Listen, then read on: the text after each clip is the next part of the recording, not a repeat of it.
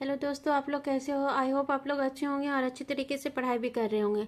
और अगर अभी तक आप लोगों ने मेरे ज़ेनज़ी क्लासेस को सब्सक्राइब नहीं किया है तो प्लीज़ सब्सक्राइब कर लीजिए और बेल आइकन दबा लीजिए ताकि आने वाली और नोटिफिकेशन आपको मिलती रहे। आज जो है कि हम लोग क्वेश्चन नंबर 4 पढ़ेंगे। पढ़ाई सही से चल रही ना, सबसे पहले तो ये ज़रूरी है। उसके बाद फिर हम लोग क्वेश्चन नंबर 4 आगे पढ़ेंगे। बौद्धकालीन शिक्षा की वर्तमान शिक्षा पद्धति में उपादेयता बताइए। तो आंसर है कि बौद्धकालीन, सबसे पहले हेडलाइन देते हैं हम लोग। तो हेडलाइन देंगे कि जो है कि हेडिंग लाइन ये रहेगा कि बौद्धकालीन शिक्षा में वर्तमान शिक्षा पद्धति में उपादेयता। उपादेयता पूछ रहा है इसीलिए, ठीक है। तो आंसर है कि बौद्धकालीन शिक्षा की अनेक विशेषताएं आधुनिक समय में उपादेय सिद्ध हो सकती है। यद्यपि बौद्धकालीन शिक्षा का प्रमुख उद्देश्य बौद्ध धर्म का प्रचार प्रसार करना था, तथापि बौद्ध शिक्षा के अन्य उद्देश्य जैसे नैतिक चरित्र का विकास, व्यक्तित्व का विकास तथा जीविकों की तैयारी आज भी पूर्णतया प्रासंगिक है ना। मतलब कि सबसे पहले तो बौद्धकालीन शिक्षा का मुख्य उद्देश्य क्या था कि बौद्ध धर्म का प्रचार करना, ठीक है। लेकिन उसके साथ साथ नैतिक चरित्र का विकास करना, व्यक्तित्व का विकास करना और जीविकों की तैयारी करना, मतलब अच्छे चरित्र का विकास करना भी उसका मेन मुख्य उद्देश्य था। और व्यक्तित्व का विकास करना और जीविकों की तैयारी करना, इसका भी बहुत ज़्यादा इम्पोर्टेंट का उद्देश्य था बौद्धकालीन शिक्षा में, ठीक है। उसके बाद फिर है कि वर्तमान शिक्षा व्यवस्था में शैक्षिक उद्देश्यों को समावेशित करके ही शिक्षा पद्धति को पूर्ण बनाया जा सकता है। बौद्ध शिक्षा पद्धति के 10 शिक्षा पदानी आज भी पूर्णतः उपयोगी तथा सार्थक हैं, है ना। जो वर्तमान में टीचिंग का मेथड है उसमें भी जो है कि बौद्ध शिक्षा पद्धति जो थी, जो उद्देश्य था बौद्ध शिक्षा का, उसको अपनाया जाता है। जिसमें से कि 10 शिक्षा पदानी जो है वो सबसे ज़्यादा इम्पोर्टेंट है। उसमें 10 चीज़ को आज भी शिक्षा के जो है कि पढ़ाने के लिए हम लोग यूज़ करते हैं, ठीक है। तो उसके बाद फिर है कि करते हैं उन्हें 10 शिक्षा दशाओं के नाम से भी जाना जाता है। इस 10 आदर्शों का छात्रों के द्वारा यदि पालन किया जाए तो वर्तमान समय में सांप्रदायिक वातावरण, भ्रष्ट आचरण, मादक पदार्थों का प्रचलन, झूठ बोलना, पर निंदा आदि का स्वतः ही निवारण हो जाएगा।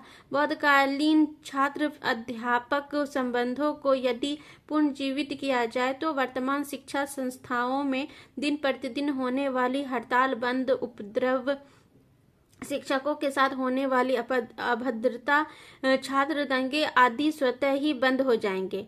हाँ, इनका कहना यह है कि उसके साथ साथ अगर जो है कि जो 10 आदेश दिए गए हैं, जो 10 आदेश हम लोगों ने पढ़ा कल के क्वेश्चन में, तो उन सब का भी पालन किया जाए तो जो टीचर और छात्र के बीच जो बौद्धकालीन शिक्षा में जो रिलेशनशिप था वो बन जाएगा तो बहुत अच्छा होगा, ठीक है। और ये सारी चीज़ें जो छात्र के द्वारा होता है कि स्कूल बंद, कॉलेज बंद, उपद्रव करते हैं, झूठ बोलते हैं, नशीली चीज़ों का सेवन करते हैं वो, और शराब, ड्रग्स और, ठीक है। तो ये सारी चीज़ें बंद हो जाएगी। और जो है कि जो झूठ बोलना और दंगे फसाद करना, ये सारी चीज़ें भी बंद हो जाएगी। नशीली चीज़ों का सेवन बच्चे नहीं करेंगे क्योंकि इससे बहुत ज़्यादा होता है, खराबी होती है, लेकिन बच्चे नहीं समझते हैं और अपने ही इसमें रहते हैं। तो ये सारी चीज़ें अगर बौद्ध धर्म के ये 10 उपदेश आदेश जो थे उसको पालन किया जाए तो बहुत हद तक बहुत अच्छा, मतलब कि गुरु और शिष्य का संबंध भी अच्छा हो जाएगा और शिष्य के अंदर जो है कि अच्छे गुण का विकास भी हो जाएगा, ठीक है। अच्छे चरित्र का विकास होगा, उसके व्यक्तित्व का विकास होगा, है ना। तो ये सारी चीज़ें अच्छी है, इनको अपनाना चाहिए। उसके बाद फिर है कि बौद्ध क्या हो गया कि कहाँ पढ़ते हैं हम लोग, इन 10 आदर्शों का छात्रों के द्वारा ये तो हो गया था।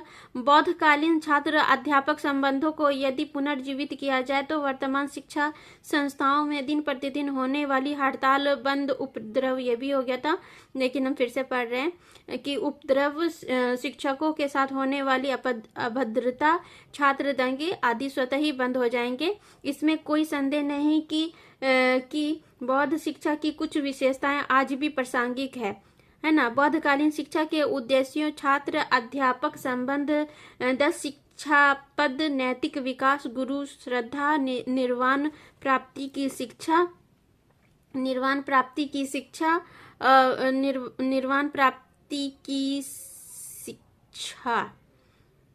प्राप्ति की शिक्षा आदि को वर्तमान शिक्षा पद्धति में सम्मिलित किया जाना अत्यंत लाभप्रद व सार्थक सिद्ध हो सकता है ना। जो कि अभी कहा कि अगर ये सारी चीजों को अपनाया जाए तो जो बौद्धकालीन शिक्षा पद्धति है उनको उनके उपदेश जो है उन सब को अगर अब के इसमें अपनाया जाए तो बहुत हद तक जो है कि शिक्षा पद्धति, जो शिक्षा प्रणाली है वो अच्छी हो सकती है। ठीक है, जिसका मुख्य कारण है कि वर्तमान शिक्षा प्रणाली में धर्माचरण का पूर्णतया अभाव मिलता है। ठीक है, तो ये सारी चीजें थी। अरे यार, ये तो हम पढ़ा चुके थे ना।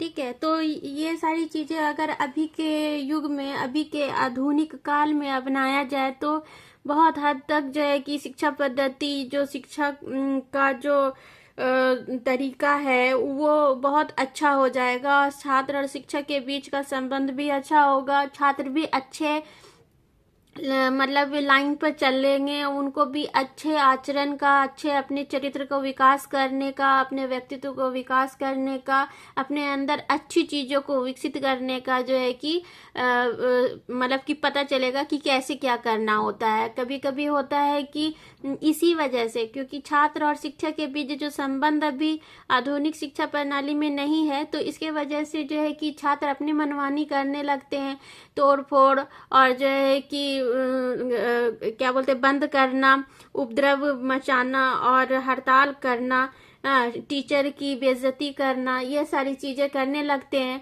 तो इससे जो है कि बौद्धकालीन शिक्षा पद्धति को अपनाया जाए तो अभी का आधुनिक शिक्षा बहुत हद तक अच्छा हो सकता है। ठीक है, अब हम लोग क्वेश्चन नंबर 4 पढ़ेंगे। आई थिंक आपको समझ में आया होगा कि अभी का और बौद्धकालीन शिक्षा पद्धति में टीचर और छात्र का जो संबंध था, और उस वक्त जो 10 उपदेश दिए गए थे, उस टाइम में जो ये 10 उपदेश वो छात्र अपनाते थे तो उसके चरित्र में, उसके व्यक्तित्व में, उसके जीविकोपार्जन में कितना मतलब उससे सब चीज से उनको फायदा मिलता था। वही चीज अगर अब अपनाया जाए तो अभी भी बहुत हद तक जो है कि बच्चों को उनके भी लाइफ में बहुत फायदा हो सकता है, मिल सकता है। ठीक है, तो चलिए आज हम लोग क्वेश्चन नंबर 5 पढ़ते हैं। क्वेश्चन नंबर 5 है कि जो है कि बौद्ध शिक्षा की विशेषताओं का उल्लेख कीजिए। तो बौद्धकालीन शिक्षा अपने समय की सर्वश्रेष्ठ एवं विकसित शिक्षा व्यवस्था में एक थी।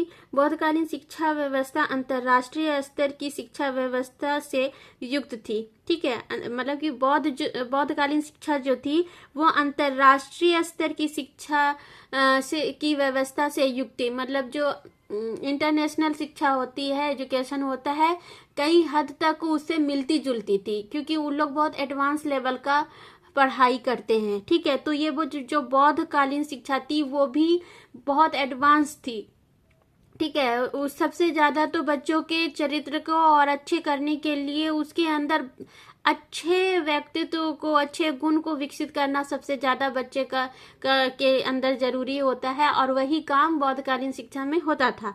और उसी तरह का जो है कि अंतर्राष्ट्रीय शिक्षा पद्धति में भी किया जाता था। ठीक है, तो उसके बाद क्या है कि बौद्धकालीन शिक्षा संस्थाओं जैसे नालंदा, तक्षशिला इत्यादि में विदेशी छात्र भी शिक्षा ग्रहण करने आते थे। यह तो बात है कि जिस टाइम में बौद्धकालीन शिक्षा संस्थान जैसे कि नालंदा, तक्षशिला जो था, तो वहां पर भी विदेशी छात्र लोग आते थे पढ़ने के लिए, और वहां पर चिकित्सा की शिक्षा लेते थे। वहां पर किस तरह से बहुत सारी शिक्षा का प्रावधान था। वो सारी शिक्षा जिसको जो अच्छा लगता था वो तो दिया हुआ ही है कि उसकी योग्यता, क्षमता, रुचि के अनुसार जो है कि बच्चे को देख लिया जाता था, भांप लिया जाता था, और उसी के अकॉर्डिंग उनको शिक्षा दी जाती थी। तो विदेशी छात्र भी वहां पर पढ़ने आते थे। साथ ही अतिथि व्यवस्था, परिव्रज्याओं की भी व्यवस्था से संपन्न शिक्षण संस्थाएं थी, है ना। परिव्रज्या जो होता था उसमें भी जो है कि शिक्षण संस्थान थे जहां पर बच्चों लोगों को शिक्षा दी जाती थी। ठीक है। बौद्ध शिक्षा संस्थाएं विहार तथा मठ होते थे। इनका संचालन भिक्षुओं के द्वारा भिक्षुओं के लिए किया जाता था। ठीक है। बौद्धकालीन शिक्षा की प्रमुख विशेषताएं निम्नवत है। मतलब जो बौद्धकालीन शिक्षा संस्थाएं थी वो विहार और मठ होते थे। ठीक है। और इनको जो चलाने का काम होता था वो भिक्षु के द्वारा होता था। जितने भी जो बच्चे पढ़ने आते थे ना, वो भिक्षा ही मांग करके अपना जो भिक्षु होते थे वो भिक्षुओं के द्वारा भिक्षुओं के लिए किया जाता था। मतलब जो भिक्षु होते थे वहां पर जो मतलब बच्चे ही को जो है कि ये भिक्षा देने का जो लेसन था, ये भी एक लेसन था। ठीक है। जिसके चलते बच्चे के अंदर जो है कि अहम और जो है कि लालच वाला जो गुण होता था, झूठ सच बोलने वाला, ये सारे गुण खत्म किए जाते थे। जैसे कि होता है ना, किसी किसी में राजा लोग के बेटे आते थे पढ़ने के लिए, तो उनको जो है कि ये तो गुमान होता था कि हम राजा के बेटा हैं, हम क्यों भिक्षा मांगेंगे। तो यही सब चीज, और बड़े अच्छे अच्छे वस्त्र पहनना, आभूषण पहनना वो लोग पहले करते थे। तो ये सारी चीजें खत्म करते थे, क्योंकि उनके इसमें साफ साफ लिखा हुआ था कि जब भिक्षा मांगेंगे तो एकदम सादा सिंपल जीवन जिएंगे, और सबको एक जैसा कपड़ा दिया जाता था, सबका सिर मुंडवा दिया जाता था, और ना ही भिक्षा मांगने के लिए ना ही चांदी और सोने के जेवर या कोई भी ये ऐसी आभूषण या किसी भी चीज का सुगंध उगंध किसी भी चीज का सेवन नहीं करना था। सो सिंपल लाइफ जीना होता था, और अपने अंदर का जो घमंड था ये वो सब खत्म करके भिक्षा मांगने का काम किया जाता था। और यही काम भिक्षुओं के लिए किया जाता था, भिक्षुओं के द्वारा किया जाता था। ठीक है। बौद्धकालीन शिक्षा के प्रमुख विशेषताएं निम्नवत हैं। पहला है आर्थिक व्यवस्था। पहला क्या है? आर्थिक व्यवस्था। बौद्धकालीन विहारों तथा मठों के संचालन का व्यय भार उनके संस्थाओं तथा अनुयायियों एवं दान इत्यादि के द्वारा वहन किया जाता था, है ना। आर्थिक व्यवस्था कैसे होती थी? जो विहार और मठ से उनको जो विहार और मठ के संचालन का जो व्यय होता था, जो खर्च होता था, उसका भार संस्थापकों तथा अनुयायियों एवं दान इत्यादि के द्वारा वहन किया जाता था। जो संस्थापक होते थे, है ना, ठीक है, संस्थापक जो संस्था का मेन हेड होता है, और अनुयायी जो जितने भी अनुयायी थे वहां पर, और दान जो भी दान देता था उसके द्वारा किया जाता था। ठीक है। विद्यालय भवन। बौद्धकालीन शिक्षण संस्थाओं के भवन लघु तथा विशाल बने होते थे। नालंदा विश्वविद्यालय का भवन अपने आप में एक मिसाल है। ठीक है। नालंदा विश्वविद्यालय आप कभी गए हो तो देखना कि कितना बड़ा है। ठीक है। और इतना ज्यादा बड़ा है कि मतलब छोटा मतलब कि भवन जो है वो छोटा होता था, छोटा भी होता था और बहुत विशाल भी होता था। ठीक है। और इसका एग्जाम्पल नालंदा विश्वविद्यालय है, जो कि बहुत अच्छा है। ठीक है। छात्र संख्या क्या है? वैसे तो इन संस्थाओं में हजारों की संख्या में शिष्य अध्ययन करते थे, किंतु एक अध्यापक के पास 10 से 15 शिष्य सामान्यता होते थे। ठीक है। 10 से 15 बच्चे ही पढ़ाए जाते थे एक टीचर के पास, और ऐसे तो हमें हजारों बच्चे पढ़ने के लिए आते थे, और उन सब के लिए 10-15 बच्चे पर एक टीचर को रखा जाता था। इसलिए क्योंकि अगर 40-45 बच्चे को एक क्लास में रख दिया जाए तो सबके के ऊपर बराबर तो ध्यान नहीं दे पाता है लोग। ठीक है, कुछ अच्छे बच्चों के ऊपर ध्यान दे लेते हैं टीचर लोग, लेकिन जो थोड़े कम समझदार होते हैं उनके ऊपर इतना ज़्यादा ध्यान नहीं देते हैं। लेकिन बौद्धकालीन शिक्षा में 10 से 15 बच्चे के ही ऊपर ध्यान देता था और पूरा देता था, ताकि उनका पूरे सभी बच्चों पर एक बराबर एक समान ध्यान दिया जाता था, ताकि सभी बच्चे एक तरह करके बने। ठीक है, उसके बाद फिर है कि आवासीय संस्थाएं एवं निःशुल्क शिक्षा। बौद्धकालीन शिक्षा संस्थाएं प्रायः आवासीय होती थी, जिसमें शिष्यों तथा आचार्यों के निवास पृथक पृथक बने होते थे। आवास एवं भोजनादि हेतु शिष्यों से शुल्क लिया जाता था। जो शिष्य शुल्क नहीं दे पाते थे वे संस्थाओं के कार्य करके शुल्क का भुगतान करते थे। इन संस्थाओं में शिक्षा पूर्णतः निःशुल्क होती थी। जो आवासीय तथा निःशुल्क शिक्षा होती थी और बस बच्चे से ही शुल्क लिया जाता था। जो शिष्य वहाँ पर पढ़ने आते थे उन्हीं से शुल्क लिया जाता था, और अगर वो जो बच्चे नहीं दे पाते थे उनको वहाँ पर का काम करना होता था, और इस तरह से शिक्षा व्यवस्था वहाँ पर थी। ठीक है, प्रवेश में क्या हुआ कि इन शिक्षण संस्थाओं में प्रदेय के नियम कड़े थे। निश्चित आयु पर एक विशेष संस्कार प्रवज्ञा के द्वारा प्रदेय होता था। 20 वर्ष की आयु पर उच्च शिक्षा में प्रदेय संस्कार होता था। प्राथमिक शिक्षा में प्रदेय की आयु 8 वर्ष की थी तथा प्राथमिक शिक्षा की अवधि 12 वर्ष की थी। जो प्राथमिक शिक्षा होता था वो 8 वर्ष का होता था, और उसके बाद की जो 8 वर्ष के बाद तथा प्राथमिक शिक्षा की अवधि जो 8 वर्ष तक के जो शुरू होती थी, जो एडमिशन जो होता था 8 वर्ष की उम्र में होता था, और जो उसकी अवधि होती थी प्राथमिक शिक्षा की वो 12 वर्ष तक होती थी। उनको जो है कि 12 वर्ष तक प्राथमिक शिक्षा दी जाती थी, और उसके बाद फिर उसको 20 वर्ष की आयु तक उच्च शिक्षा प्रदान की जाती थी। ठीक है, यही प्रवेश करने की आयु निश्चित थी बौद्धकालीन शिक्षा में। उसके बाद फिर है कि गुरु शिष्य संबंध। बौद्ध शिक्षा प्रणाली में गुरु शिष्य संबंध उच्च कोटि के थे।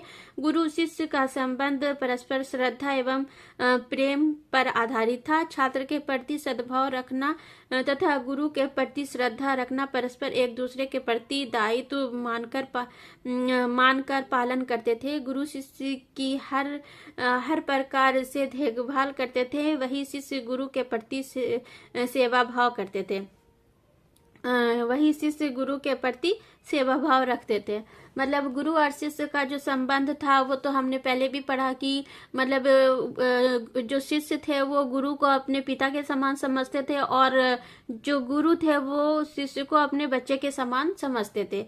और इन दोनों में इतना गहरा श्रद्धा और प्रेम होता था कि दोनों एक दूसरे के लिए प्रेम और सद्भाव रखते थे, इज्जत करते थे, और एक दूसरे के दायित्व को जो भी टीचर कहते थे वो मतलब शिष्य का ये कर्तव्य होता था कि वो उनके कहने का पालन करे एकदम पूरे निष्ठा से, एकदम सच्चाई के साथ। और जो है कि गुरु शिष्य की हर प्रकार की देखभाल करते थे। गुरु का भी ये काम होता था कि वो शिष्य का हर तरह से देखभाल करे, उनको अच्छी से अच्छी शिक्षा दे, उनको हर तरह से प्रोटेक्ट करे, है ना। और वही शिष्य गुरु के प्रति सेवा भाव रखते थे, और वही जो शिष्य होते थे वो गुरु का पूरा सेवा हुआ करता रहता था, पूरा सेवा भाव रखते थे, ताकि जो है कि गुरु को कभी किसी चीज की कोई दिक्कत ना हो। अगर गुरु को कभी किसी चीज से रिलेटेड कोई तकलीफ हो जाती थी तो शिष्य उनके तकलीफ को दूर करने के लिए पूरा जान लगा देते थे कि उनके जो भी समस्या है उसका समाधान हो जाए। ठीक है, ये सब हम लोगों ने अगले क्वेश्चन में पढ़ा है। आप दूसरे क्वेश्चन में जा करके देख सकते हैं। ठीक है। उसके बाद फिर है कि गुरु की योग्यता एवं आय। गुरु की क्या योग्यता रहनी चाहिए, जो कि बहुतकालीन शिक्षा में थी, क्योंकि अभी भी यही है कि जब टीचर को मतलब कि जॉब पे रखा जाता है तो उसकी योग्यता देखा जाता है ना। तो और आय क्या होता है ये भी पूछा जाता है, क्या रहेगा। तो अभी बौद्धकालीन शिक्षा में भी योग्यता देखी जाती थी। क्या होता था कि बौद्धकालीन शिक्षा व्यवस्था में वही भिक्षु शिक्षक बन सकता था जो स्वयं 10 वर्षों तक भिक्षु का जीवन व्यतीत कर चुका हो, है ना।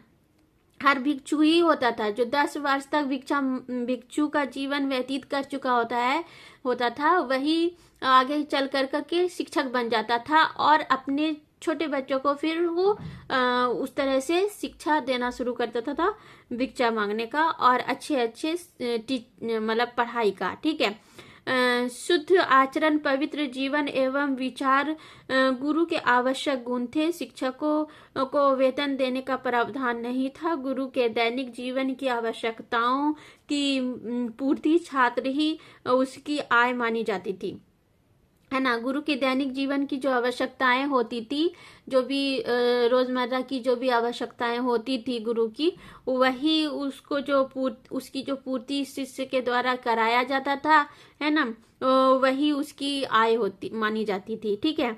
और क्या होता था कि योग्यता क्या होती थी कि 10 वर्ष तक जो भिक्षु वाला जीवन व्यतीत कर चुका होता था, भिक्षु मांग करके उसको पूरा एक्सपीरियंस मिल जाता था कि किस तरह से अपने जीवन को किस तरह का बनाना चाहिए, एक भिक्षु वाला जीवन किस तरह का होता है। ठीक है। जिसके अंदर अहंकार नहीं, सच बोलने का होता हो, अहिंसावादी हो। ठीक है। अहिंसावादी होना चाहिए, कोई भी नशीली चीजों का सेवन नहीं करने वाला हो, झूठ नहीं बोलता हो, सत्य बोलता हो और बहुत सारी चीजें, जो सारे गुण जब 10 साल तक वो प्रॉपर यूज अपने अंदर पूरे अपने आप को, अपने चरित्र का विकास कर लेता था, अपने व्यक्तित्व का विकास कर लेता था, तभी वो एक अच्छा भिक्षु 10 साल के बाद बन जाता था। फिर वही टीचर बन जाता था अगले आने वाले स्टूडेंट के लिए। ठीक है। और उनकी जो है कि उनका जो मेन काम क्या था, शुद्ध आचरण, पवित्र जीवन एवं विचार, यही उसका जो है कि योग्यता देखी जाती थी। ठीक है। और उनका जो आय होता था वो उनके दैनिक जीवन की जो आवश्यकता थी उसको उसकी पूर्ति हो जाती थी, तो बस हो गया। उसके बाद छात्र जीवन के नियम। छात्र जीवन के नियम क्या है? छात्र जीवन के नियम थे भिक्षाटन करना, सादा भोजन, सादे वस्त्र, तिसिवरा जिसको कहा जाता है, धारण करना, प्रतिदिन समय पर स्नान, जल क्रीड़ा की मनाही थी। जल क्रीड़ा मतलब जल से जो खेला जाता, पानी से जो खेला जाता है उसका मनाही था, क्योंकि पानी को हम लोग वेस्ट नहीं कर सकते हैं इस तरह से खेल करके, तो उसके लिए हमें मनाही थी। ठीक है। छात्र अनुशासन में रहते थे, प्रभावकारी अनुशासन का प्रचलन था। प्रवेश के समय अनुशासन के इन 10 नियमों का पालन करना होता था। जिस टाइम में छात्र का एडमिशन होता था तो इस टाइम में जो है कि छात्र के जो नियम बनाए गए थे वो यही थे कि भिक्षाटन करना यानी कि भिक्षा मांगना है, सादा भोजन करना है, सादा वस्त्र पहनना है, प्रतिदिन समय पर स्नान करना है, पानी से नहीं खेलना है और छात्र अनुशासन में रहेंगे, यही बोला जाता था। प्रभावकारी अनुशासन पर प्रचलन था, बहुत पावरफुल अनुशासन था। प्रवेश के समय अनुशासन के इन 10 नियमों का पालन करना होता था। ठीक है। यही 10 नियम है जो कि जिस टाइम में एडमिशन कराते थे बच्चे का, वो बच्चे इन सब 10 नियमों का पालन करते थे। क्या? जीव हत्या ना करना, मतलब जीव हत्या नहीं करना है। ठीक है। जानवरों लोग को मारना नहीं है, चोरी नहीं करना है, अशुद्धता से दूर रहना है, शुद्ध रहना है, बिल्कुल अशुद्ध नहीं होना है, असत्य ना बोलना, झूठ नहीं बोलना, है ना। मादक पदार्थों का सेवन ना करना, वर्जित समय पर भोजन ना करना, नृत्य संगीत एवं तमाशों के पास ना जाना, श्रृंगार की वस्तुओं का प्रयोग ना करना, ऊंचे बिस्तर पर ना सोना, तथा 10वां है कि सोने चांदी का दान ना लेना। ठीक है, यही 10 चीज थे जो कि पहले बच्चे लोगों को इसका पालन करना होता था, उसके बाद फिर उनका एडमिशन हो जाता था। ठीक है, मतलब एडमिशन के टाइम में ये सारी चीजें बता दी जाती थी ताकि इन सब 10 जो उपदेश दिए गए हैं उनका 10 नियमों का पालन बच्चे करें ताकि उनके अंदर अच्छा गुण विकसित हो जाए। तो चलो आज के लिए इतना ही। आज जो है कि बौद्ध धर्म जो था, बौद्ध धर्म की जो शिक्षा थी वो हमारा कंप्लीट हो गया है और अब हम आगे पढ़ेंगे दर्शन की विचारधारा। ठीक है, तो कल से ये पढ़ेंगे। आज के लिए इतना ही और प्लीज आप लोग मेरे ज़ेनज़ी क्लासेस को सब्सक्राइब कीजिए और बेल आइकन दबा लीजिए ताकि आने वाली ऑल नोटिफिकेशन आपको मिलती रहे। और प्लेलिस्ट पे मेरे जो है कि आपको प्रैक्टिकल से रिलेटेड सभी फाइल मिल जाएगी। आप वहाँ पर जाके प्रैक्टिकल फाइल देख के बना सकते हैं और जो है कि और अच्छी सभी क्वेश्चन को अच्छे से डीपली पढ़ने के लिए आप मेरे ज़ेनज़ी क्लासेस को देख सकते हैं। उनमें किस तरह से पढ़ाया जाता है आप पहले पूरा देख के वीडियो देख सकें, समझ लें, उसके बाद सब्सक्राइब करें, बेल आइकन दबा लें ताकि सारे नोटिफिकेशन आपको मिलती रहे और इसी तरह से सारी क्लासेस आप अटेंड कर सकें। ठीक है, और दूसरों को भी शेयर करें और कमेंट भी करें ताकि मुझे भी पता चले कि आपको मतलब कि जिस तरह से इतना डीपली मैं पढ़ाती हूँ आपको अच्छा लगता है कि नहीं। ऐसे तो बहुत सारी क्लासेस हैं जिसमें कि सभी कुछ पढ़ाया जाता है, लेकिन मैं कुछ ज़्यादा ही डीप पढ़ाती हूँ। हर एक वर्ड को जो बहुत ज़्यादा हिंदी में दिया हुआ रहता है ना, उसको मतलब अभी के हिंदी लैंग्वेज और इंग्लिश में करके बताती हूँ ताकि आपको आसानी से समझ में आ जाए। ठीक है, तो ये सारी चीज़ें थी। चलिए आज के लिए इतना ही और टेक केयर, बाय बाय। अपना और अपने फैमिली का ख्याल रखिएगा और हैव ए नाइस डे।